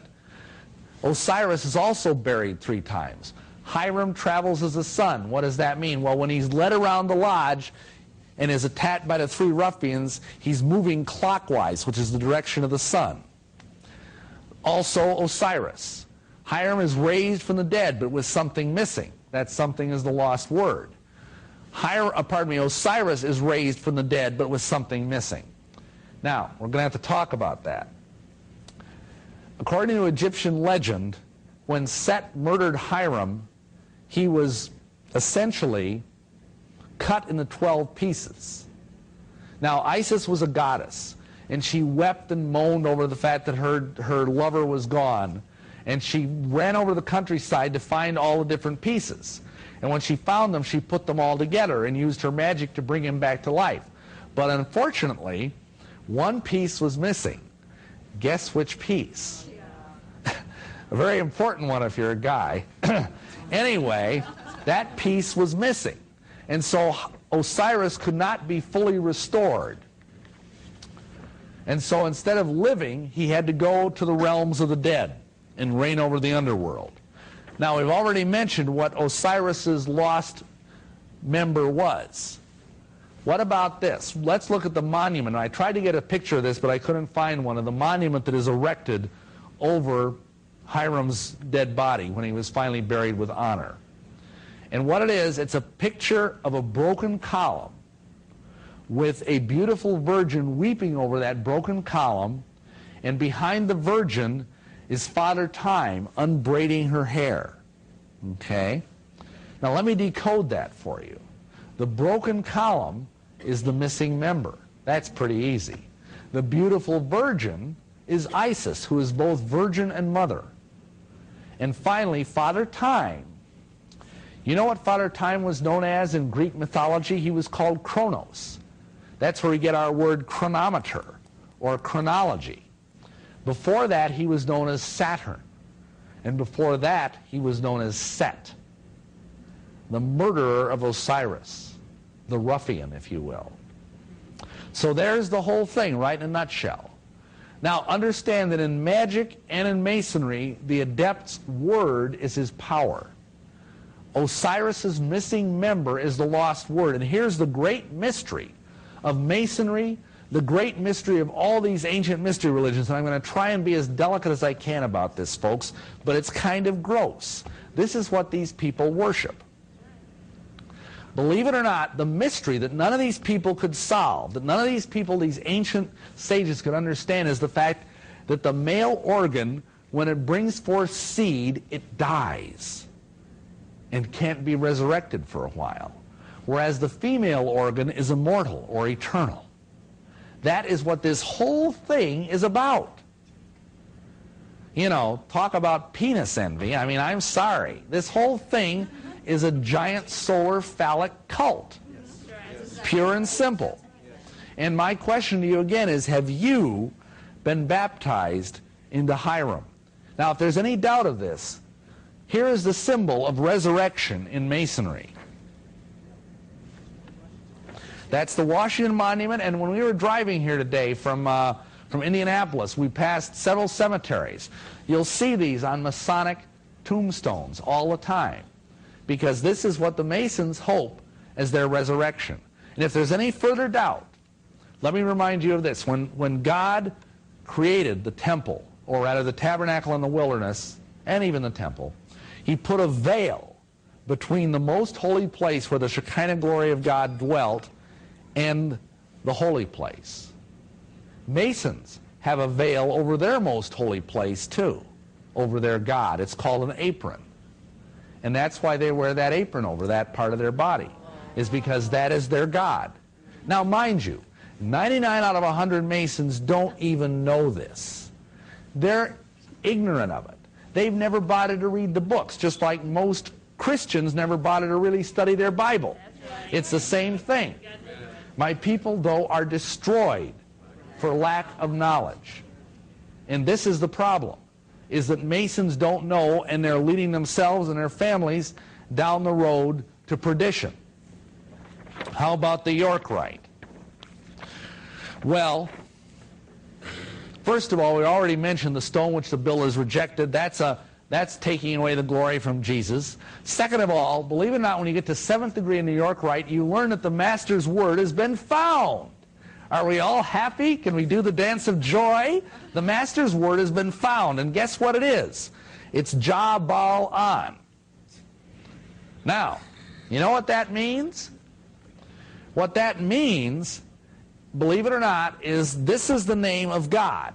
Jah, like hallelujah or Yahweh or Jehovah, okay? Baal is Baal, the god of the Canaanites. An is another name for the god Osiris, who is like kind of the sun god in his underworld capacity. So what you have here is the name of the true and living God mushed together in a kind of trash compactor with Baal and Osiris, two false gods. Now, how pleased do you think God is with that? Can you think about it? Not only that, you know what else?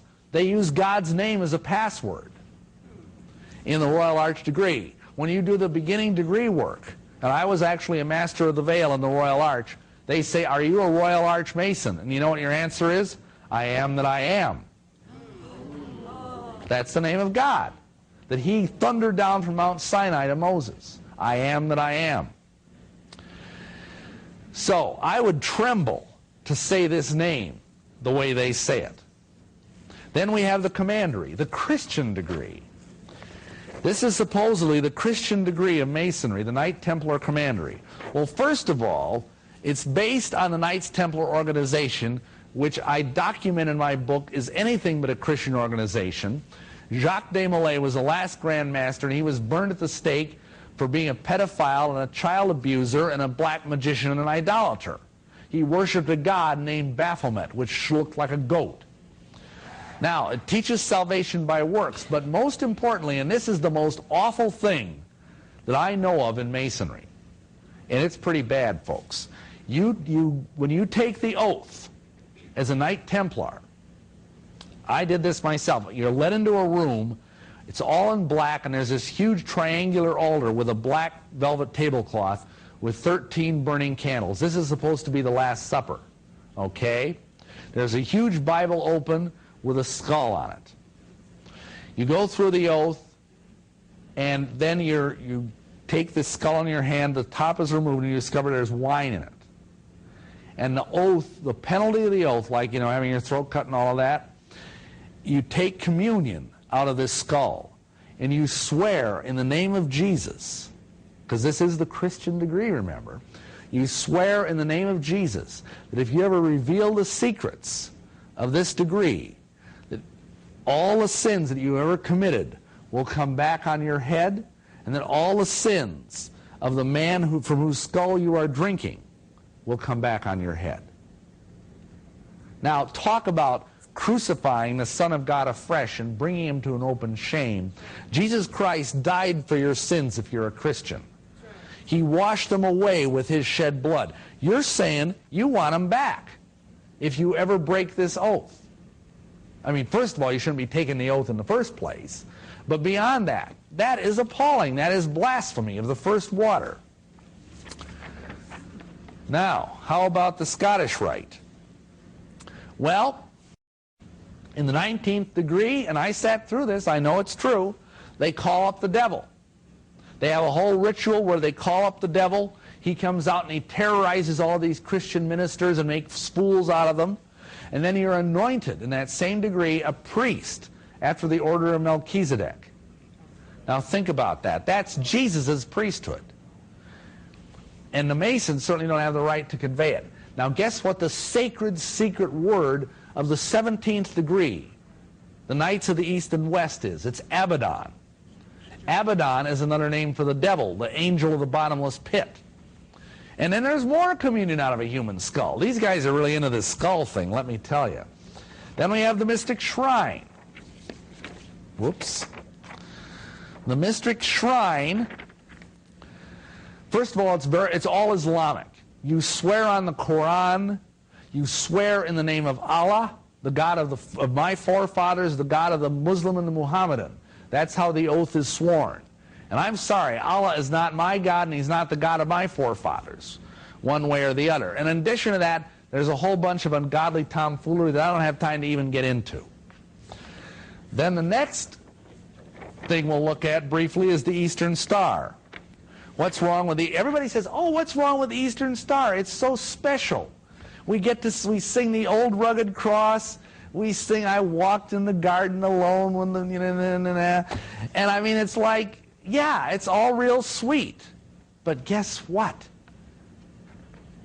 Rat poison is 95% good food, too. But it's the 5% poison that kills the rat. Squeak, squeak, squeak. All right. This is the signet of the Order of the Eastern Star. This is the official seal of the Church of Satan. Gee, does that look similar somehow? Or is that just a coincidence, maybe? Now, you could say, yeah, that's a coincidence, except first of all, this is Baphomet here in the center. Remember the god that the Knights Templar worshipped, that the Masons are thrilled with? Not only that, but look at something else. I'm going to take this away for a minute. Believe it or not, you notice these colors? Well, these colors are perfect according to black magic. They go with the correspondences of the black magic pentagram that, for example, you will see in the Order of the Golden Dawn in a color plate there. This is earth, air, fire, and water.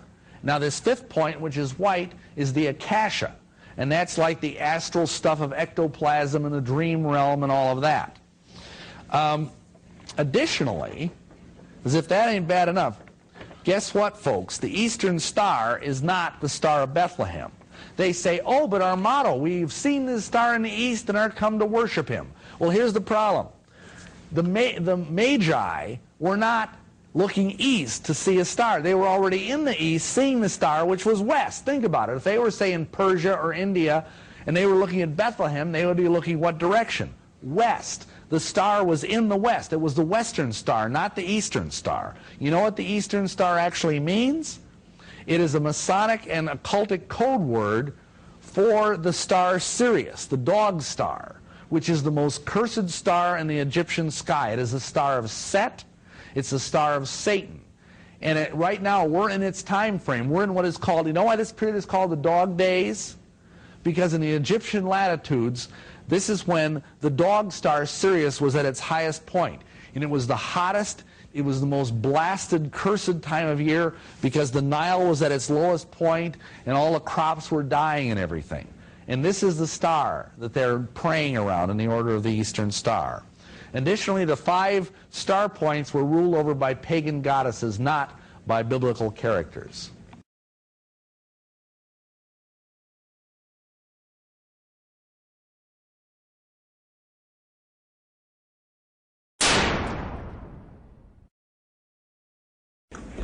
Ladies and gentlemen, the very word secrecy is repugnant in a free and open society, and we are, as a people, inherently and historically opposed to secret societies, to secret oaths, and to secret proceedings.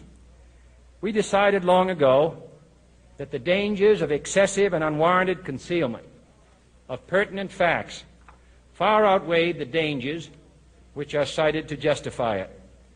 Even today, there is little value in opposing the threat of a closed society by imitating its arbitrary restrictions. Even today, there is little value in ensuring the survival of our nation if our traditions do not survive with it. And there is very grave danger that an announced need for increased security will be seized upon by those anxious to expand its meaning to the very limits of official censorship and concealment. That I do not intend to permit to the extent that it's in my control. And no official of my administration, whether his rank is high or low, civilian or military, should interpret my words here tonight as an excuse to censor the news, to stifle dissent, to cover up our mistakes, or to withhold from the press and the public the facts they deserve to know. For we are opposed around the world by a monolithic and ruthless conspiracy that relies primarily on covert means for expanding its sphere of influence, on infiltration instead of invasion, on subversion instead of elections, on intimidation instead of free choice, on guerrillas by night instead of armies by day. It is a system which has conscripted vast human and material resources into the building of a tightly knit, highly efficient machine that combines military, diplomatic, intelligence, economic, scientific, and political operations. Its preparations are concealed, not published. Its mistakes are buried, not headlined. Its dissenters are silenced, not praised. No expenditure is questioned, no rumor is printed, no secret is revealed. No president should fear public scrutiny of his program, for from that scrutiny comes understanding, and from that understanding comes support or opposition, and both are necessary. I am not asking your newspapers to support an administration, but I am asking your help in the tremendous task of informing and alerting the American people. For I have complete confidence